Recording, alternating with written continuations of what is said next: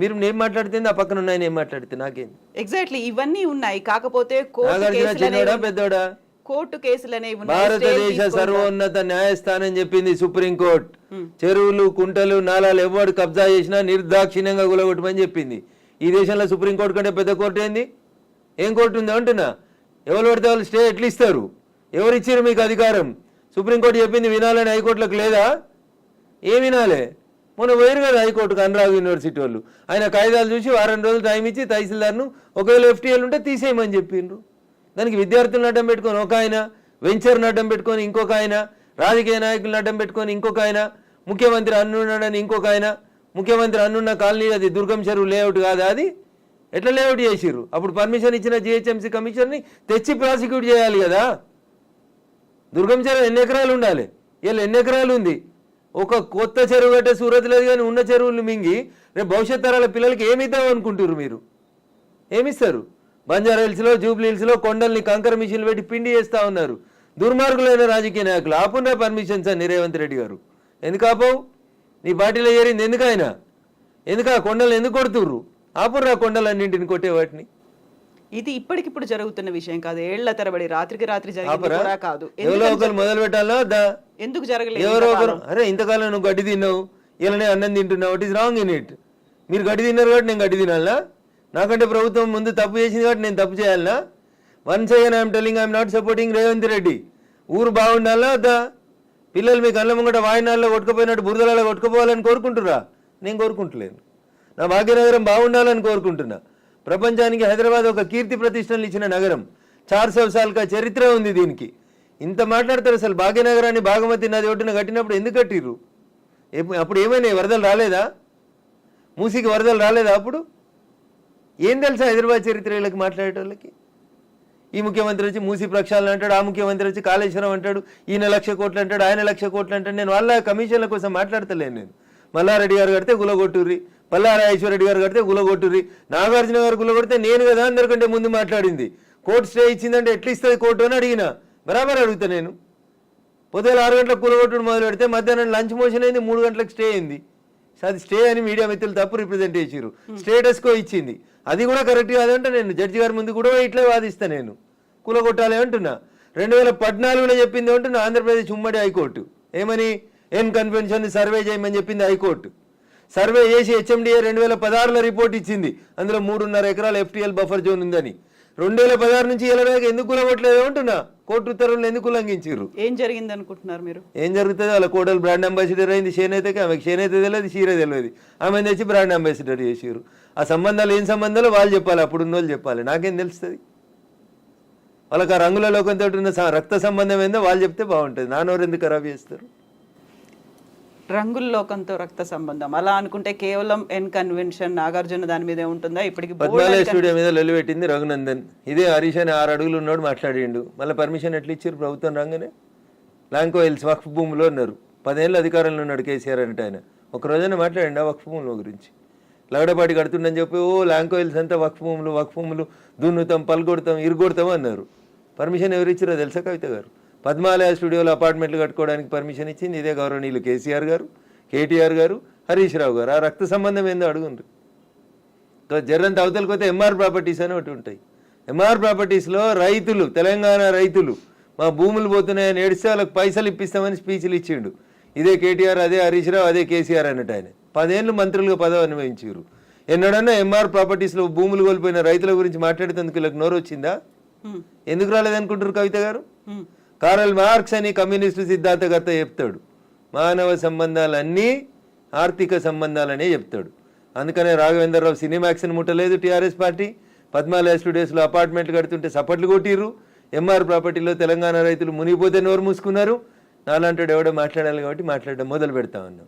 I stand for the poor only. నేను ఇప్పుడు ఈ రాష్ట్ర ప్రభుత్వాన్ని డిమాండ్ చేస్తా ఉన్నా. కానీ నేను అమ్ముతురు కదా కోకాపేటలో ఎకరం 100 కోట్లు పెట్టి 100 ఎకరాలు అమ్మిండ్రు కదా. ఆ పక్కన ఇంకా 150 ఎకరాలు ఉంది ప్రభుత్వ భూమి. ఇప్పుడు ఈ ఇండ్లు పోతున్న వాళ్ళందరికీ ఒక 25 ఎకరాలు లేఅవుట్ చేయండి. ఈ పేదోళ్ళందరికీ మంచిగా 100 గజాల స్థలం ఇయ్యండి. ప్రధానమంత్రి ఆవాస్ యోజన కింద ఇంటి పైసలు 5 లక్షలు ఇయ్యండి. ఇందిరమ్మ ఇంటి కింద నువ్వు 5 లక్షలు. ఈ నాలాల మీద కట్టుకున్న వాళ్ళు, చెరువులు కుంటలలో కట్టుకున్న వాళ్ళ కోసం ఏంది కోకపేటలో 100 కోట్లకు ఎకరం పోయే భూమిలో వీళ్ళకి లేఅవుట్ చేసి 25 ఎకరాలు అక్కడ ఉప్పల్ బగాయితో లగాయితో అని పెట్టి అమ్మిర్రు కదా ఊడా యాక్షన్ పెట్టి. అట్లా ఈ గరీబ్ వాళ్ళందరికీ తీసుకొచ్చాడు కాలనీ కట్టు, వీళ్ళు అరువులు కాదా 100 కోట్ల భూమిలో ఉండేందుకు? 10 ఏళ్ల క్రితం కట్టుకున్న ఇల్లు కన్నం కూడా కూలిపోతుంది కదా, బాధపడుతురు కదా. వాళ్ళని తీసుకొచ్చాడు 25 ఎకరాలు లేఅవుట్ చేయి Revanth Reddy. Then I will support you, then I will congratulate you. అంతేగాని అసదుద్దీన్ ఓవైసీ ఇచ్చిన ఊడత ఊపులకు భయపడితే 400 కాదు 4000 స్టూడెంట్స్ ఉన్నారని బెదిరిస్తాడు. ఎందుకు సల్కం చెరువు కూల్తలేదు? కూలాలి కదా సల్కం చెరువులో ఉన్న ఫాతిమా మెడికల్ కాలేజ్. ఎందుకు భయపడుతున్నారు?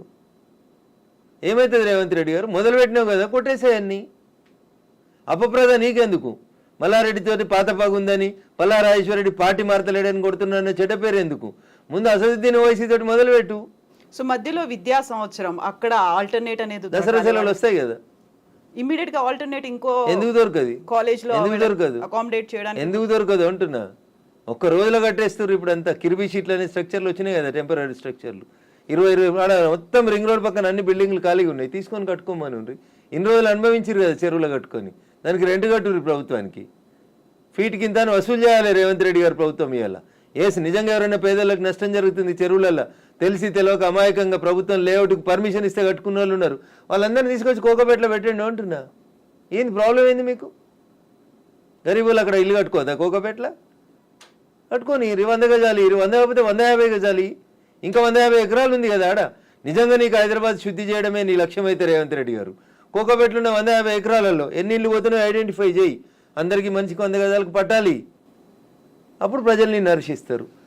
ఇప్పుడు జీవో 111 కాదు, అంతకుముందు వాల్టా యాక్ట్లు ఇవన్నీ కూడా వచ్చాయి మన వాటర్ బాడీస్ ని ప్రొటెక్ట్ చేసుకో. నాకంటే ముందున్న వాళ్ళు ప్రతి ఒక్కరు తప్పు చేసిండని ఇప్పుడు నన్ను తప్పు ఏమని అడిగే అధికారం మీకు? నో, అంటే ముందు నుంచి ఎందుకని ఫోకస్ పెట్టలేకపోయారు? ప్రెషర్స్ ఏమున్నాయి? ఎవరికి భయపడ్డారని మీరు? రాజకీయ నాయకులకి, రియాల్టర్లకి, వాళ్ళు ఇచ్చే పైసలకి.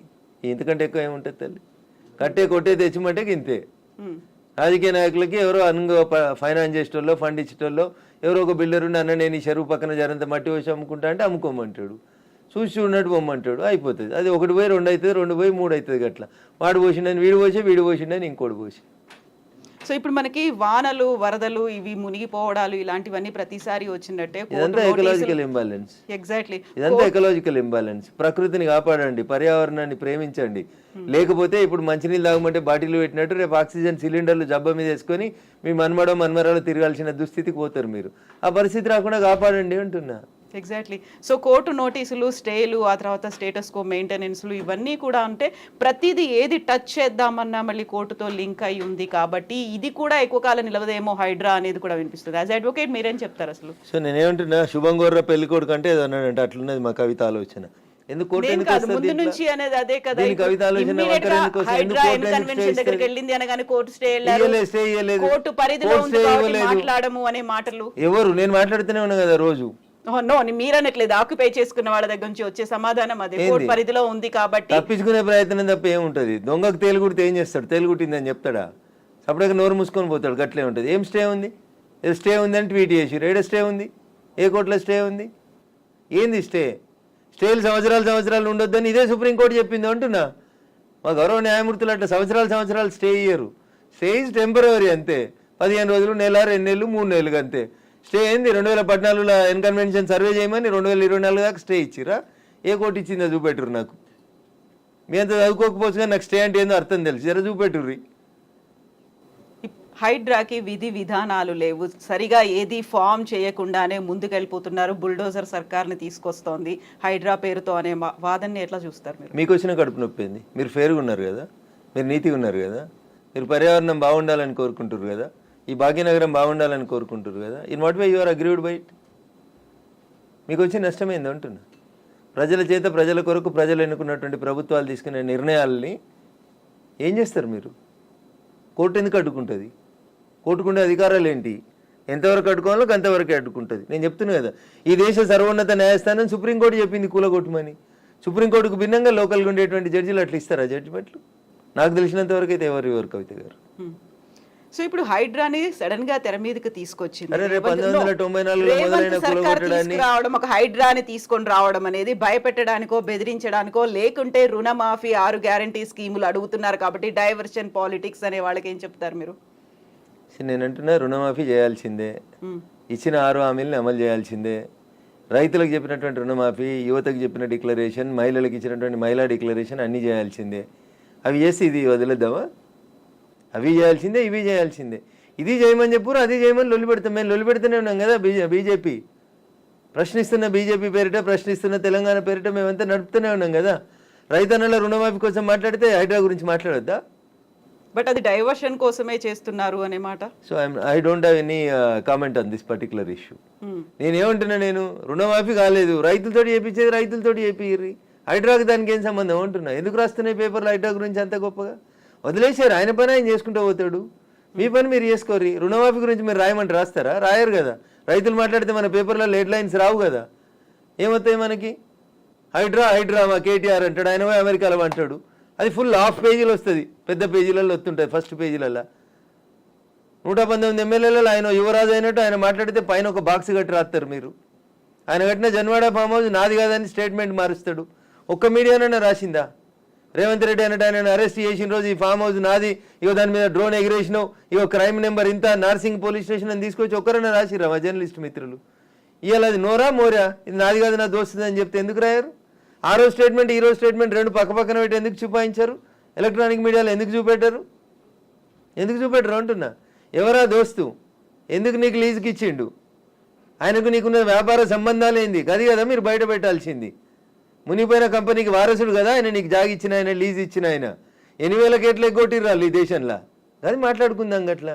ఇవి మాట్లాడితే మంచిగా ఉంటాయి కదా. కవిత గారు ఆయన డింగ్ డింగ్ అని ఎగురుకుంటూ పోయి జొన్నవాడ ఫామ్ హౌస్ ఆ రోజు ఎందుకు చేసినావు? డ్రోన్లు ఎగురుతలేవా? తెలంగాణలో డ్రోన్ ఏడా ఎగురుతలేదా? డ్రోన్ ఎగిరిస్తే తప్ప ప్రతి పెళ్లిలో డ్రోన్ ఎగురుతుంది, ప్రతి బరాతులో డ్రోన్ ఎగురుతుంది, ప్రతి శ్రీరామనవమికి డ్రోన్ ఎగురుతుంది, ప్రతి వినాయక చవితికి. ప్రైవేట్ ప్రాపర్టీ మీద ఎగరడం అనేది నీది కాదు కదా ప్రాపర్టీ. నువ్వెందుకు కంప్లైంట్ ఇచ్చినావు? నీకెందుకు కడుపున వచ్చింది? జన్వాడ ఫామ్ హౌస్ నీది కాదు కదా, నీ దోస్తుంది కదా. ఒక ఎంపీ పార్లమెంట్ నడుస్తుంటే ఢిల్లీకి వెళ్ళి హైదరాబాద్కి వస్తే ఎయిర్పోర్ట్కి వెళ్ళి పట్టుకొచ్చి రిమాండ్ చేసిరు కదా నార్సింగ్ పోలీసు వాళ్ళు. అప్పుడు ఎందుకు చేసినావు? నీది కాని ఫామ్ హౌస్లో, నీ దోస్తు ఫామ్ హౌస్లో ఎవరు నీ దోస్తు పేరు చెప్పు, ఆయనకు ఆస్తి ఎక్కడిదో చెప్పు, ఏ కంపెనీ పెట్టి షేర్లు ముంచిరో చెప్పు, ఏ కంపెనీ పెట్టి వాళ్ళ నాయన జైలుకి పోయిండో చెప్పు, గవి చెప్పు కదా. వాస్తవాలు జనాలకి తెలియకుండా చేస్తారు కాబట్టి నాలంటోడు మాట్లాడాల్సి వస్తుంది. హైడ్రామా అన్నారు, ఎవరు చేస్తున్నారు హైడ్రామా? అన్నోడు చేస్తున్నాడు అంతే. ఎవడు అన్నోడు పేరు చెప్తాలి, చెప్తావా? వాని చరిత్ర ఏందో చెప్పిపోతే మీరన్నారు ఇప్పుడు హైడ్రామా చేస్తున్నారని. నేను చెప్పలేదు, ఆ పొరపాటున కూడా అనలే. హైడ్రా వాళ్ళ పనులు చేసుకుంటూ పోనీరు అంటున్నా. సల్కం చెరువును గులగొట్టిన రోజు రంగనాథ్ సంగతి అడుగుతాను నేను, రేవంత్ రెడ్డి సంగతి కూడా అడుగుతా. మొదలు పెట్టగానే అడ్డమైంది కాలాల కట్టే పెడతారు అంటున్నా. మల్లారెడ్డి కాలేజీని గులగొట్టకపోతే అడుగుతా నేను. స్టే ఇస్తే కోర్టుకు ఆర్గ్యూ చేస్తా, స్టే వేకెట్ చేయమని ఆర్గ్యూ చేస్తా. తప్పేముంది అందులో? నీతిగా ఉన్నా, నిజాయితీగా ఉన్నా కాబట్టి నిజాయితీ వైపే ఉన్నా, ధర్మం వైపే ఉన్నా, మా పార్టీ గట్టే ఉండమన్నది. గిట్లే మాట్లాడితే గడిదిక్కే ఉంటా. పేదవాళ్ళకు నష్టం అవుతుంది. రేవంత్ రెడ్డి దగ్గర